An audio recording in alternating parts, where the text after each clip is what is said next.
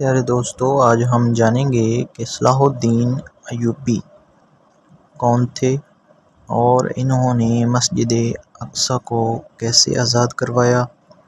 اگر آپ ہمارے چینل پر نئے ہیں تو ہمارے چینل روشن ایمان کو سبسکرائب کریں اور بیل آئیکن ضرور دبائیں تاکہ ہماری ہر آنے والی نئی ویڈیو سب سے پہلے آپ تک پہنچے۔ عزیزان گرامی، اسلام تیرے چاہنے والوں میں کتنے گوہر، کتنے لال و موتی چھپے ہوئے ہیں۔ ہم تاریخ میں آگے بڑھ کر کے آتے ہیں تو پھر ایک مجاہد کا نام آتا ہے جسے صلاح الدین کہا جاتا ہے۔ صلاح الدین ایوبی کون ہے؟ ایک وہ مجاہد ہے، سپاہی تھا اور نور الدین زنگی کی تربیت میں رہنے والا، کشا کشا چلتا تھا۔ بسا اوقات ایسا تھا کہ خاندان الگ تھا، بڑے لوگوں کا، پیسے والوں کا خاندان تھا، لیکن اللہ جس کا دل بدل لے اور جس کو کام پر لگائے تو پھر دنیا کے تماشوں سے اس کا جی اٹھ جاتا ہے۔ وہ نکلا۔ یہ وہ زمانہ تھا جب عیسائیوں نے بیت المقدس پر قبضہ کر لیا تھا، مسلمانوں پر پابندی لگائی تھی، قتل عام کیا تھا، فلسطین کو خون سے نہلا دیا تھا۔ اس وقت یہ خبریں پھیلتی تھی، بغداد میں کسی اور کی خلافت تھی، مصر میں کسی اور کی تھی، شام میں، یمن میں، عراق میں الگ الگ خلفاء موجود تھے، لیکن بس یہی کہ سو رہے تھے یا اپنے حرم خانوں میں عورتوں کو رکھے ہوئے۔ بہت سارے الگ الگ اسلامی خلفاء میں بھی بعض عیاشیاں آئیں۔ اس زمانے میں یہ اٹھتا ہے ایک سپاہی جس کی راتوں کی نیند بے قرار ہے اور اس کا چین و سکون ختم ہو چکا ہے، صرف ایک ہی سوچ کہ قبلہ اول اگر آج ان لوگوں کے ہاتھ میں ہے جہاں سے میرے آقا کی معراج ہوئی، جہاں میرے آقا نے ہزاروں انبیاء کی امامت کی، وہ اگر آج ہمارے درمیان نہیں ہے تو پھر ہماری کوئی عزت باقی نہیں ہے۔ یہ سوچ لے کر کے نکلا اور اس کے بعد مصر جب تشریف لائے، یہاں پر نور الدین زنگی کے انتقال کے بعد صلاح الدین ایوبی کو سپہ سالار بنایا گیا، مصر کا گورنر بنایا گیا۔ مصر کی گورنری آنے کے بعد سب سے پہلے قسم اٹھاتا ہے یہی صلاح الدین، کہتا ہے کہ اللہ کو گواہ بنا کر کہتا ہوں اس وقت تک چین سے اپنے گھر میں نہیں آؤں گا جب تک بیت المقدس میں اپنا مصلی نہیں بچھاؤں گا۔ اتنا ہی نہیں، ایک جگہ سے گزرتے ہوئے ایک بڑائی کو دیکھا جو ممبر بنا رہا تھا اور پوچھا بہت خوبصورت ہے، میں خرید لوں؟ کہا لے لو۔ کہا اسی دن یہ نیت کر لیا کہ اس ممبر کو میں بیت المقدس میں ضرور لگاؤں گا، اور وہی ایک حوصلہ ہے، ایک عزم ہے، اور اس کے بعد نکلے۔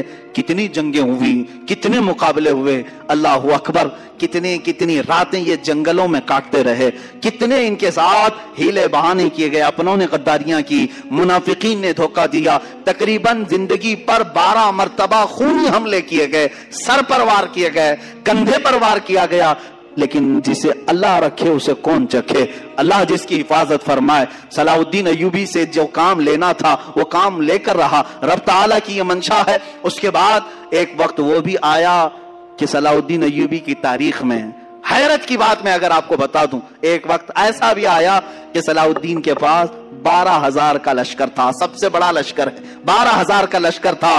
عیسائی کھار کھائے ہوئے تھے، ہر جنگ میں ہارتے تھے، شکست کھاتے تھے، تو کیا کیا؟ صلیبیوں کے بڑے بڑے بادشاہوں نے اپنی فوجیں جمع کرنا شروع کی، اتنی فوجیں جمع کی کہ 4 لاکھ کو پہنچ گئی، اور وہ 4 لاکھ کی فوج جب مقابلے کے لیے نکل کر کے آئی، ملک شام کا علاقہ تھا، صلاح الدین سے کہا گیا اب یہ معرکہ خون ریز ہے، کیسے 4 لاکھ آ رہے ہیں، تمہارے پاس کیا ہے؟ 12,000۔ سب کو جمع کیا میدان میں، پوچھا صلاح الدین ایوبی نے کہ سنا ہے صلیبیوں نے، عیسائیوں نے 4 لاکھ کا مجمع جمع کر لیا ہے، یہ خونی جنگ ہو سکتی ہے، ہم 12,000 کی تعداد میں ہیں، چاروں جگہ سے اگر وہ حملہ آور ہو جائیں تو پھر ہم مٹھی بھر ہوتے ہیں، تمہارا کیا خیال ہے، ہم یہ چھوڑ کر چلے جائیں یا پھر میدان میں رہیں؟ فوجیوں نے جواب کیا دیا؟ وہ کہتے ہیں کہ ہم کسی ایرے غیرے کے سپاہی نہیں، ہم صلاح الدین کے سپاہی ہیں۔ اللہ کے شیروں کو آتی نہیں روباہی، آئی نے جواں مردہ حق گوئی وہ بے باکی۔ اقبال نے سچ کہا تھا، اللہ کے شیر کبھی لومڑی بننا پسند نہیں کرتے، میدان جنگ میں اڑ جاتے ہیں۔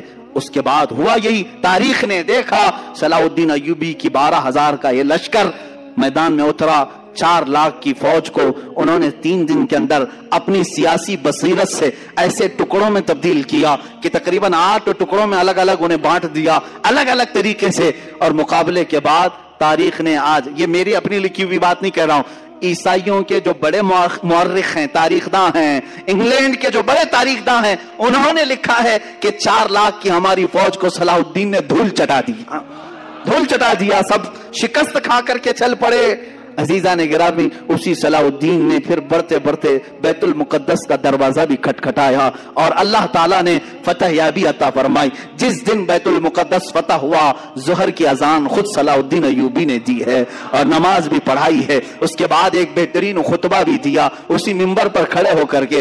बैतुल मुकद्दस फतह होने के बाद करना क्या चाहिए था? जिन्होंने मारा था मुसलमानों को उन्हें पकड़ लेते, जिन्होंने मुसलमानों का माल लूटा था उन्हें पकड़ लेते, जो वहां ईसाई थे। नहीं, सलाहुद्दीन अय्यूबी ने बैतुल मुकद्दस के दरवाजों से आवाज लगाई कि जो अमन के साथ रहना चाहता है, सलाहुद्दीन उसके लिए अमन के दरवाजे खोलता है, और जो जाना चाहता है जितना माल यहां से लेकर जा सकता है, किसी की गर्दन पर तलवार नहीं रखी जाएगी। ये भी अंग्रेज तारीखदान ने लिखा है कि इतना ज्यादा माफ करने वाला किसी जर्नेल को हमने दुनिया में नहीं देखा। और वो मुल्क नॉर्वे, जहां पर कट्टर लोग रहते हैं, नॉर्वे और डेनमार्क जैसे आज भी यूरोप की कंट्रीज हैं, आपको हैरत होगी, उन्होंने अपने मुल्की कानून के एतबार से सलाहुद्दीन डे मनाना शुरू किया। सलाहुद्दीन डे मना रहे हैं। अरे मियां, तुमको क्यों सलाहुद्दीन डे? वो कहते हैं कि हमने ऐसा सलाहुद्दीन देखा ही नहीं है, ये अल्लाह ताला की तरफ से पैदा किया हुआ मुजाहिद आजम था। अजीजा ने गिरामी, इन मुजाहिदीन में से हर एक की तारीख के लिए एक अलग अलग उन्वान चाहिए। मुख्तसर मैं अर्ज कर रहा हूं सिर्फ इसलिए कि जवानों में हमारे जज्बा बेदार हो। तुम इस बात में फख्र करो कि तुम जिनके वारिसीन हो वो कोई बुज़दिल कौम के हीरो नहीं थे। अल्हम्दुलिल्लाह हमारी तारीख में कोई ऐसा ऐरा गैरा और नत्थू खेरा नहीं है। अगर हम तारीख उठाएं तो आज भी लोगों के सरों पर बिजलियां कौंधेंगी, बिजलियां कड़केंगी, इसलिए कि सलाहुद्दीन अय्यूबी के बाद हमने तारीख में यह भी देखा है जिसने 3 बर्रे आजम, तकरीबन दुनिया में 7 बर्रे आजम है ना, कॉन्टिनेंटल, अफ्रीका, एशिया, यूरोप, ये जो 7 बर्रे आजम है, इनमें 3 बर्रे आजम को अपनी ताकत और अपने अखलाक, अपने किरदार से रोशन किया। उस अर्तगल गाजी को भी हमने तारीख में देखा है। सुल्तान अर्तगल गाजी रहमहुल्लाह, उनके जानशीन सुल्तान उस्मान गाजी रहमहुल्लाह, उनकी औलाद में सुल्तान मोहम्मद फातिह रहमहुल्लाह, उनकी औलाद में सुल्तान अब्दुल हमीद सानी को भी हमने देखा है। इनकी मिसालें तुम नहीं ला सकोगे। 3 बर्रे आज़मों पर इन्होंने इस्लामी अदल व मसावात का दर्स कायम किया है। और ऐसे नहीं है कि व्हाइट हाउस में बैठ करके साजिशें रच रहे हो, बल्कि मेरे अजीजों, अल्लाह ने इनको 3 बर्रे आज़मों की हुकूमतें दी थी। उसके बावजूद भी रात के वक्त तन्हाई में जुब्बा पहन करके किसी रोटी बेचने वाले की दुकान में खड़े हो जाते और 2 रोटियां खरीद कर लाकर अपने घर में खाया करते थे। ये बादशाह ने इस्लाम भी थे, मुजाहिदीन इस्लाम भी थे। उस फातिह कुस्तुनतुनिया जिसकी बशारत मेरे आका ने हदीस पाक में दी है कि कुस्तुनतुनिया फतह करने वाला वो पहला लश्कर बगैर हिसाबो किताब के जन्नत में जाएगा, वो कौन था? वो सुल्तान मोहम्मद फातिह है जो अर्तगल गाजी की औलाद में से थे। उन्होंने कुस्तुनतुनिया को फतह किया।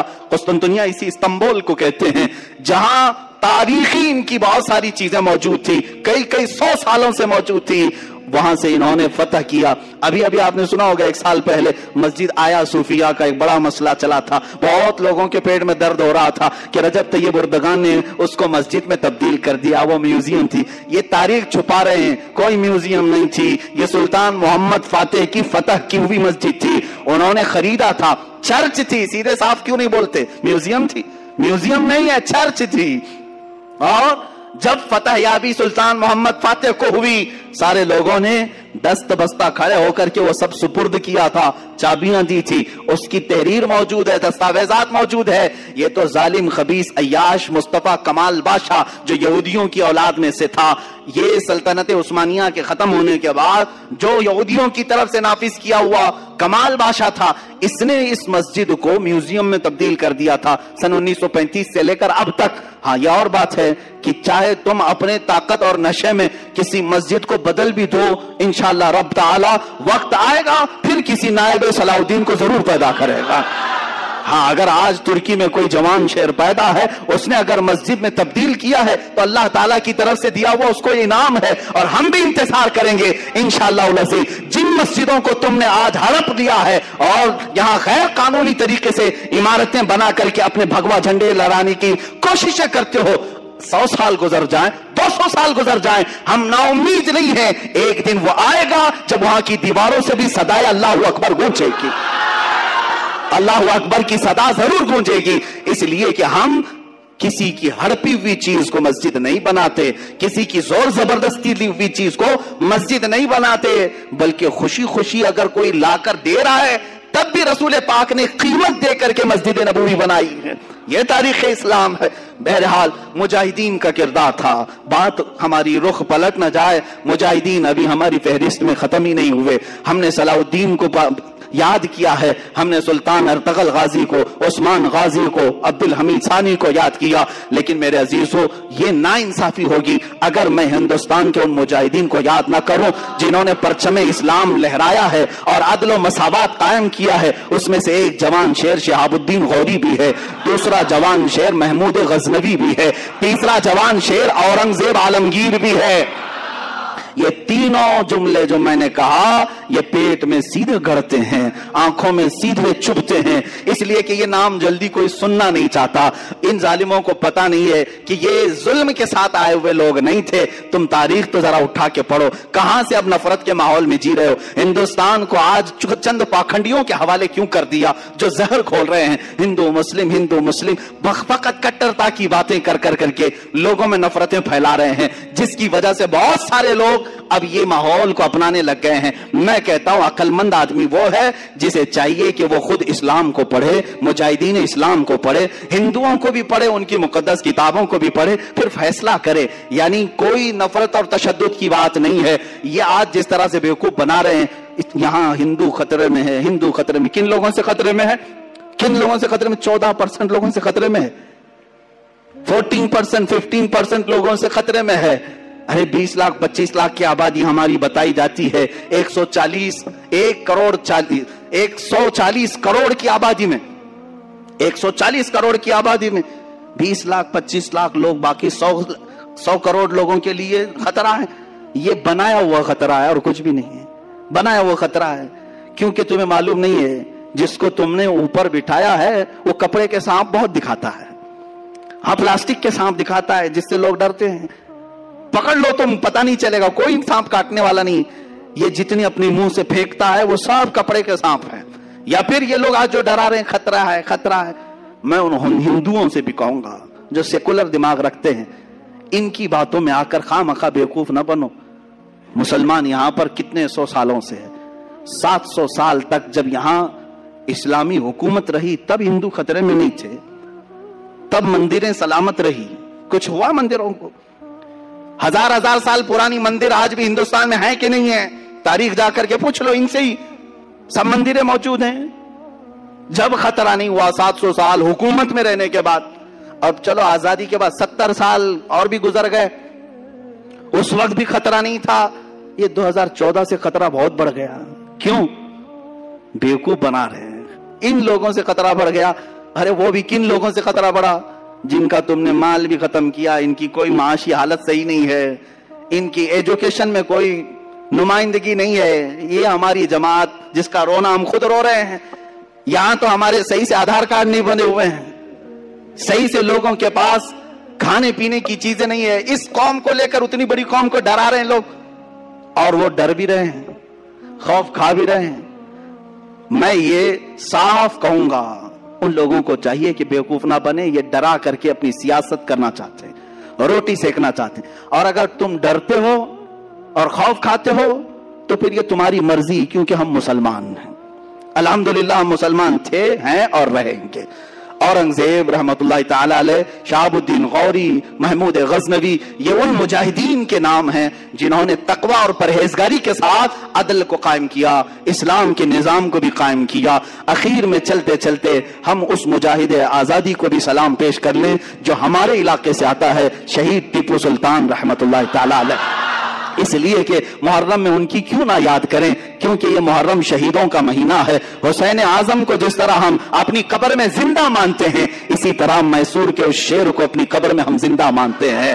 और क्यों ना जिंदा माने, वो सबसे पहला तोप मैन है, वो सबसे पहला मिसाइल मैन है, सबसे पहले हिंदुस्तान को ताकत देने वाला, अंग्रेजों के खिलाफ लड़ने वाला है। तुम्हारे भौंकने से कुछ नहीं होगा, वो कल भी सुल्तान था, आज भी सुल्तान है। اور اللہ نے اسے سلطان نام سے بنایا تھا، وہ صبح قیامت تک انشاءاللہ سلطان ہی رہے گا۔ اللہ تعالیٰ ان کے اقبال بلند فرمائے، ان کے جانشین ہماری قوم میں پیدا فرمائے۔ اگر آپ کو یہ ویڈیو اچھی لگی ہو تو کمنٹ باکس میں اپنی رائے کا اظہار ضرور کریں، اور نیکسٹ کس ٹاپک پر ویڈیو ہونی چاہیے یہ بھی ضرور بتائیں۔ Thanks for watching.